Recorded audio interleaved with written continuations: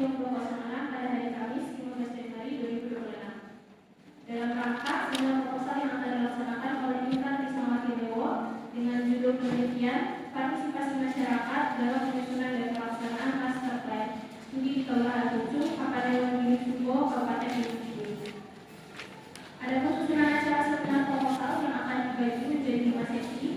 Sesi pertama yaitu pemaparan seminar proposal oleh saudari Intan Krisnawati Dewo. Sesi kedua yaitu sesi tanya jawab dari rekan anggota kami. Sesi ketiga yaitu pemberian tanggapan dari dosen pembahas atau tanggapan dari dosen pembimbing. Sesi terakhir yaitu pembacaan berita acara hasil seminar proposal dan ditutup dengan sesi foto bersama. Untuk mempersingkat waktu, kita mulai sesi pertama yaitu pemaparan seminar proposal kepada saudari Intan Krisnawati. Dipersilakan.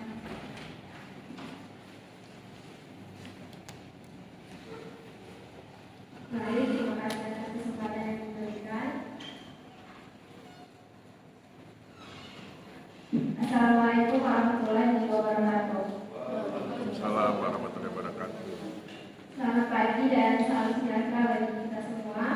Yang saya hormati Ibu Sugiasi selaku dosen pembimbing dan juga yang saya hormati Pak Ismail Nugroho selaku dosen pembahas. Pada kesempatan ini saya akan memaparkan proposal penelitian saya dengan judul partisipasi masyarakat dalam penyusunan dan pelaksanaan master plan studi di Kelurahan Pucung, Kabupaten Gunung Sumbo, Kabupaten Gunung Kidul.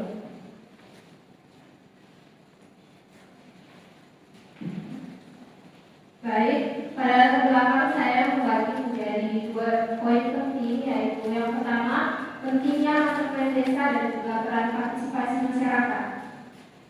Master plan desa atau rencana induk pembangunan desa merupakan dokumen strategis jangka panjang yang sangat penting. Dokumen ini berfungsi sebagai pedoman pembangunan secara terstruktur, terukur, dan berkelanjutan. Master plan mengintegrasikan berbagai aspek mulai dari tata ruang, infrastruktur, ekonomi, sosial, hingga lingkungan ke dalam satu kerangka perencanaan yang strategis. Namun, master plan yang baik tidak akan efektif tanpa adanya partisipasi masyarakat yang bermakna. Partisipasi masyarakat menjadi kunci dari kualitas, keberlanjutan, dan perencanaan pembangunan, di mana ada 3 poin utama kenapa peran partisipasi masyarakat ini menjadi penting, yaitu yang pertama, masyarakat memiliki pengetahuan lokal mengenai kondisi, potensi, dan permasalahan yang ada di wilayahnya sendiri. Pengetahuan ini tidak dapat diketahui oleh pendekatan teknikal semata. Kemudian yang kedua yaitu partisipasi masyarakat dapat meningkatkan rasa kepedulian masyarakat akan program perencanaan. Ketika masyarakat merasa memiliki akan program perencanaan, maka mereka akan terlibat mendukung dan terlibat langsung dalam proses implementasinya. Kemudian yang ketiga yaitu partisipasi masyarakat yang bermakna dapat mengatasi dominasi elit lokal terhadap pengambilan keputusan, sehingga proses perencanaan pembangunan berjalan sesuai dengan kondisi dan kondisi real masyarakat. Dalam pelaksanaannya, partisipasi masyarakat masih menghadapi beberapa kendala, di antaranya yaitu kendala struktural dan juga kendala sosial. Kendala struktural terdiri dari keterbatasan anggaran pembangunan desa, kemudian perubahan prioritas politik terutama ketika pergantian kepemimpinan. Kemudian yang ketiga yaitu lemahnya koordinasi antar sektor yang menyebabkan program berjalan dengan tidak sinkron. Kemudian yang kedua yaitu kendala sosial terdiri dari rendahnya kesadaran masyarakat akan pentingnya perencanaan. Kemudian yang kedua yaitu dominasi elit lokal terhadap partisipasi masyarakat luas. Kemudian yang ketiga yaitu resistensi kelompok tertentu dalam masyarakat. Di sinilah Kelurahan Pucung menjadi menarik untuk diteliti. Kelurahan Pucung memiliki karakteristik yang unik dengan wilayah berkas di Gunung Kidul. Desa ini memiliki tantangan yang cukup berat, di antaranya keterbatasan air, tanah yang kurang subur, dan juga topografi yang memungkinkan mencapai 52,5% yang dapat dikatakan curam. Namun Kelurahan Pucung memiliki modal sosial yang kuat melalui berbagai kelompok masyarakat dan juga budaya gotong royong yang masih terjaga dengan sangat baik. Kelurahan Pucung telah menyusun master plan menuju visi Pucung Bandara, yaitu mandiri, damai, sejahtera melalui pendampingan dari Sekolah Tinggi Pertama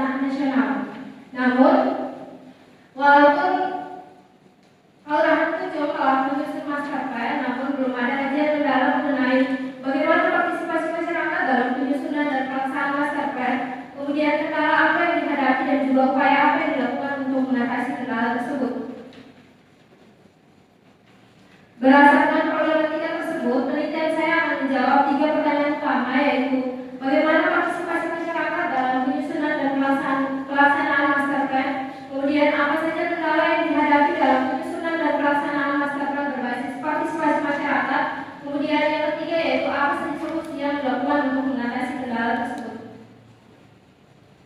Berdasarkan rumusan masalah, tujuan penelitian ini adalah menganalisis dan mendeskripsikan partisipasi masyarakat dalam penyusunan dan pelaksanaan master plan, kemudian mengidentifikasi dan menganalisis kendala-kendala yang dihadapi, dan yang ketiga yaitu mengidentifikasi dan menganalisis solusi-solusi untuk mengatasi kendala tersebut. Selanjutnya, penelitian ini memiliki manfaat yang luas bagi 4 pihak utama, yaitu Kementerian ATR BPN. Penelitian ini diharapkan dapat membantu kementerian dalam memahami dinamika penyusunan master plan desa dengan pentingnya sinkronisasi pemanfaatan ruang desa di tingkat kecamatan, kabupaten, hingga nasional. Kemudian yang kedua yaitu bagi sekolah tinggi pertanahan nasional, penelitian ini diharapkan dapat memberikan referensi akademis tentang kompleksitas penataan ruang berbasis partisipasi masyarakat. Kemudian yang ketiga yaitu bagi calon peneliti saya sendiri, yaitu sebagai sarana bagi saya untuk memperoleh pemahaman mendalam tentang dinamika partisipasi masyarakat dalam perencanaan pembangunan desa. Kemudian yang keempat yaitu bagi kelurahan Pucung, penelitian ini diharapkan dapat memberikan dokumentasi resmi kelurahan Pucung dalam perjalanan menyusun master plan berbasis partisipasi masyarakat dan juga bagi pembelajaran bagi desa lain. Kemudian selanjutnya saya telah melakukan kajian terhadap beberapa penelitian terdahulu. Beberapa penelitian yang saya dirujukan yaitu penelitian dari Paris dan Nugroho tentang penyusunan master plan Pucung. Penelitian ini mengkaji tentang potensi desa dan juga penyusunan master plan melalui pendekatan sosiologis. Namun penelitian ini lebih menitikberatkan pada penyusunan master plan desa, belum mengkaji secara mendalam mengenai dinamika partisipasi masyarakat dalam penyusunan dan pelaksanaan master plan. Penelitian saya akan melanjutkan penelitian dari Paris dan Nugroho tentang aspek partisipasi masyarakat. Kemudian yang kedua yaitu penelitian dari kawan-kawan tahun 2025 tentang perencanaan partisipasi dalam pengembangan tata ruang desa. Penelitian ini mengkaji tentang penyusunan dokumen tata ruang desa melalui tahapan identifikasi, pemetaan partisipasi dan juga forum diskusi. Namun penelitian ini lebih berfokus pada penyusunan dokumen tata ruang desa, namun belum mengkaji secara mendalam mengenai dinamika kekuasaan lokal terhadap partisipasi dalam fase implementasi. Kemudian yang ketiga yaitu penelitian dari Bayi Hati tahun 2025 tentang partisipasi musyawarah perencanaan pembangunan desa, di mana penelitian ini menemukan bahwa partisipasi telah dilaksanakan, namun dalam forum diskusi masih didominasi oleh aparatur desa. Namun penelitian ini lebih mengkaji secara mendalam mengenai dinamika penyusunan perencanaan tahunan, namun belum mengaitkan dengan aspek perencanaan tahunan jangka panjang seperti master plan. Kemudian selanjutnya yaitu penelitian Hidayah dan kawan-kawan tahun 2004 tentang ladder participation, di mana menggunakan perangkat angka partisipasi RSTI dalam program pengolahan sampah. Penelitian ini memberikan landasan teori bagi penelitian saya meskipun konteks kajiannya berbeda. Kemudian yang kelima yaitu penelitian Wardani tahun 2025 tentang partisipasi dalam pengembangan desa wisata Melamberan. Penelitian ini menemukan bahwa partisipasi tinggi dalam operasional wisata namun terbatas dalam kebijakan strategis. Penelitian ini lebih mengkaji secara mendalam mengenai pembangunan desa wisata, namun belum mengkaji secara mendalam mengenai master plan desa. Kemudian yang keenam yaitu penelitian dari Bukro tahun 2004 tentang ad capture dalam penyaluran bantuan desa. Penelitian ini mengungkap bahwa dunia seiring dalam penentuan penerimaan bantuan. Studi ini penting untuk memahami risiko serupa dalam perencanaan master plan. Kemudian selanjutnya saya menggunakan teori ladder of citizen participation dari seri Einstein, di mana teori ini menekankan bahwa inti dari partisipasi adalah derajat kekuasaan masyarakat dalam mengendalikan keputusan, bukan hanya sekedar hadir dalam forum dan dimintai masyarakat. Einstein membagi partisipasi ini menjadi 3 tingkatan, yaitu yang pertama non-participation, di mana partisipasi adalah alat pemerintah untuk mengendalikan warga, bukan memberi ruang pengaruh nyata. Ini adalah partisipasi semu. Kemudian yang kedua yaitu tokenisme, di mana masyarakat hanya diundang dalam musyawarah dan diberikan informasi lalu diminta pendapat, namun keputusan tetap berada pada tangan penguasa. Partisipasi di sini bersifat konsultatif dan tidak mengikat. Kemudian yang ketiga yaitu citizen power, di mana pengambilan keputusan tetap berada pada tangan masyarakat, di mana partisipasi di sini adalah partisipasi yang memberdayakan. Kemudian selanjutnya saya menggunakan konsep dari good governance yang memiliki 4 fungsi utama, yaitu yang pertama transparansi, akuntabilitas, partisipasi masyarakat dan juga responsivitas. Kemudian selanjutnya saya juga menggunakan konsep master plan desa dalam perencanaan pembangunan desa, yaitu alokasi ruang, koordinasi, pengendalian dan perlindungan. Kemudian selanjutnya pada kerangka pemikiran, di mana di sini kelurahan Pucung ditetapkan sebagai konteks sosial dan juga administrasi, di mana dalam penelitian ini terbagi menjadi 2 variabel utama, yaitu pemerintah kelurahan Pucung dan juga masyarakat yang paling berinteraksi untuk menentukan perencanaan pembangunan desa, di mana pemerintah di sini tidak bertindak secara sepihak, melainkan bersama masyarakat dalam penyusunan master plan desa. Dari interaksi antara keduanya menghasilkan master plan kelurahan Pucung. Kemudian selanjutnya penelitian ini terbagi menjadi 2 tahap, yaitu tahap penyusunan dan juga tahap pelaksanaan, di mana fokus analisis ditujukan kepada proses penyusunan substansi dan juga pengesahan. Dalam konteks penyusunan master plan desa, substansi master plan dibentuk melalui keterlibatan berbagai pihak, di antaranya yaitu tokoh masyarakat, pemerintah desa dan juga kepala desa, yang bermuara pada pengesahan oleh kepala desa dengan dukungan dari peraturan desa. Kemudian selanjutnya adalah tahap tersebut aspek partisipasi dianalisis lebih lanjut melalui 3 tahapan, yaitu bentuk partisipasi, tingkat partisipasi dan juga faktor partisipasi, yang kemudian dianalisis lebih lanjut identifikasi kendala dan juga solusi yang berakhir pada kualitas perencanaan pembangunan. Kemudian selanjutnya yaitu pada tahap pelaksanaan, master plan telah melalui membangun pusat kegiatan yaitu pada desa Wotawati, pada pusat kegiatan wisata. Kemudian didukung dengan pembangunan wilayah pendukung, yaitu pada ujung yaitu Pantai Serapung, Keraju yaitu Pantai Monga, dan juga Pucung sebagai kawasan pertanian dan juga Karangtengah sebagai pusat pengembangan budaya. Selanjutnya diidentifikasi kendala dan juga solusi yang berakhir pada kualitas perencanaan dan implementasi pembangunan desa. Kemudian selanjutnya metode penelitian yang saya gunakan yaitu kualitatif deskriptif.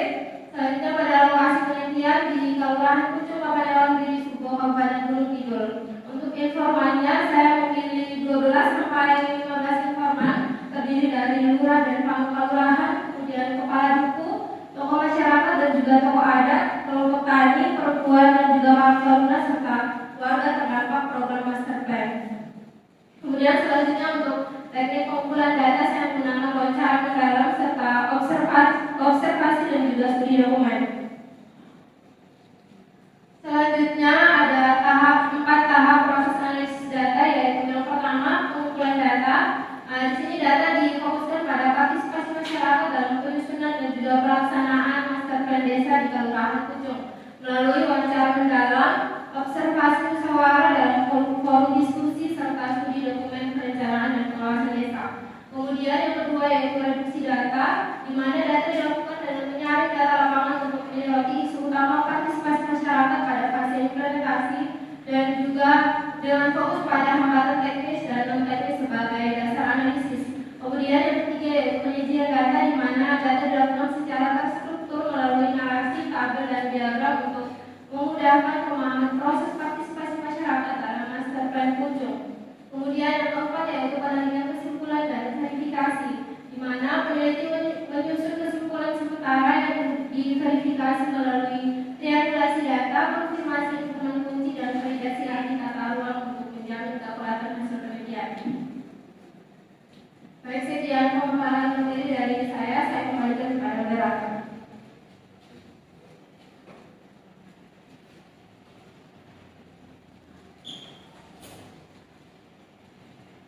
Baik, demikian pemaparan sudah memperoleh dari saudara Inka. Kita selanjutnya masuk ke sesi tanya jawab. Ini dibatasi sebanyak 3 orang. Kepada rekan-rekan saruna yang ingin bertanya dan memberikan masukan kepada peneliti, bisa dipersilakan untuk mengangkat tangan. Baik, kepada saudari Alexia.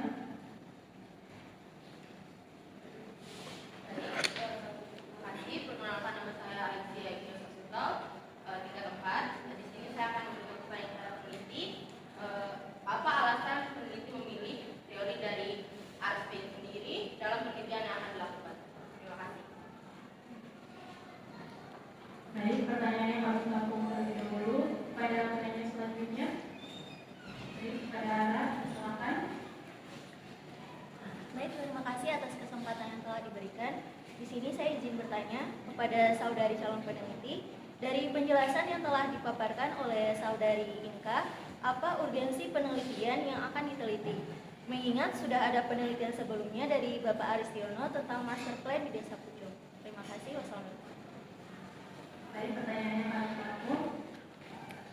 Kepada saudari Tele, silakan. Baik, terima kasih atas kesempatannya. Izin bertanya, apakah dalam penelitian Anda jumlah informan 12 sampai 15 orang cukup untuk mewakili masyarakat Kelurahan Pucung? Baik, terima kasih atas pertanyaannya. Selanjutnya mungkin langsung dijawab oleh saudari Inka. Silakan. Baik, terima kasih kepada rekan-rekan yang sudah bertanya. Saya akan mencoba menjawab pertanyaan dari rekan-rekan sekalian. Yang pertama yaitu dari Alexia. Apa alasan Anda memilih teori Einstein? Jadi karena teori tersebut paling relevan menjelaskan variabel yang akan saya teliti. Kemudian teori ini dipilih untuk mengukur apakah partisipasi masyarakat di Kelurahan Pucung sudah mencapai pada tahap tekonisme atau sudah tekonisme hanya sekedar undang dalam musyawarah dan diminta pendapat atau sudah mencapai pada citizen power, di mana masyarakat menentukan